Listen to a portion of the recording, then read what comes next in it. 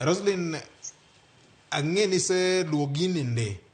En ang'o ma sirikal temo timo gi temo dhiro wach mar eCitizen ni. Chacha Mwita Chacha Mwita e wach mar directive mar PS Basic Education owacho ni gini nyaka koro chunge komonde, nyaka kuong non weche manitiere. En ang'o ma sirikal temo timo kuom chenro mar eCitizen ni. To bende who owns eCitizen?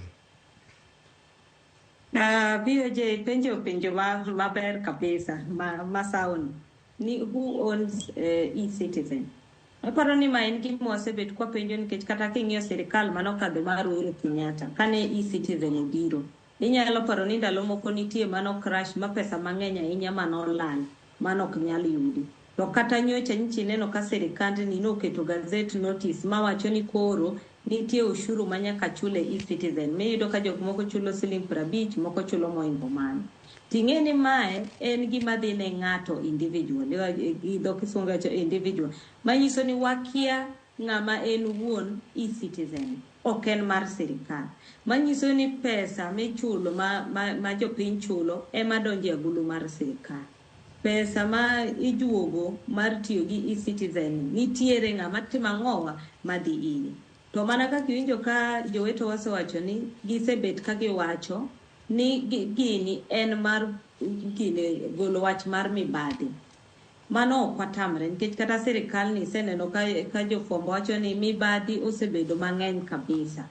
To ka giwacho ni en wach mar golo mibadhi, king'iyo kata sani, kidhi ka passports gik moko NTSA sani kidhi kata mondo iyud logbook ok timre nikech winjo ka ginyisi ni gin sani koro gi transfer gidonje wach mar platform mar eCitizen.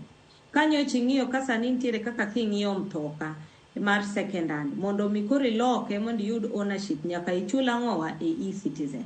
Koro mar school be en mana kama, to kaka joweto wasewacho niya ukete agula achiel manyiso ni odhi e treasury, odhi e consolidated fund. King'iyo chik to wacho ni nyaka odog mana e od bura manyaka wabunge ket kokgi koka pesa ni nyalo timo ang'owa, nyalo wuok mondo tim gima timo. Ka in ng'ama tuo madhi manyo yath, wacho ni kaka ute mar yath kaka kidhi hospital kata Kenyatta National Hospital, kidhi kanyo tidwa chulo pesa ni kar mondo no onego bed ni duogo kata onyiew yedhe, onyiew gimoro, dhi agulu mar sirikal. Manyiso ni kodhi obet kuchocho nyaka koro gipang maber ka pesa ni duogo.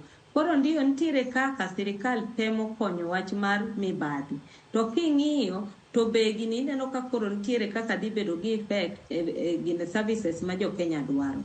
To kata mana skunde, king'iyo ka koro iwacho maber ni kidhi e Nairobi University nito nyaka ichiw gi eCitizen.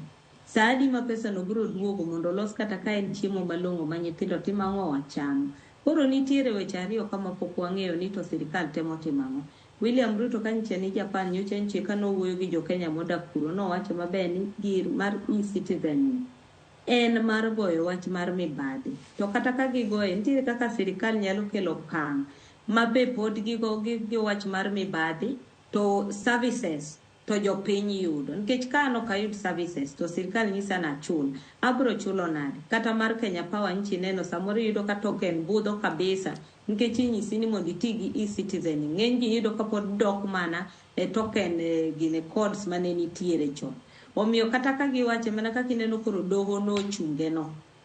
Credo osewacho ni nyaka wadog back to public participation. Tigeni gima ber gi chik mar Kenya ni Constitution 2010 ni nitiere checks and balances mang'eny. Ka nitiere ng'ama iwacho ni executive overreach, tiyudo ka nitiere kaka dogo nyise ni kato ni timo lakini no kiluwo chik kaka dwarore. Nyaka idog chien mondo ine. Temo mineno ka jo Kenya ng'eny gi koro sani dhi e doho. Ka gineno ka sirikal ni nitiere gima timo to dhi e doho mondo koro nyisgi ni nitiere chick of the land ma nyaka be ji timo ang'owa gi lo. Victor,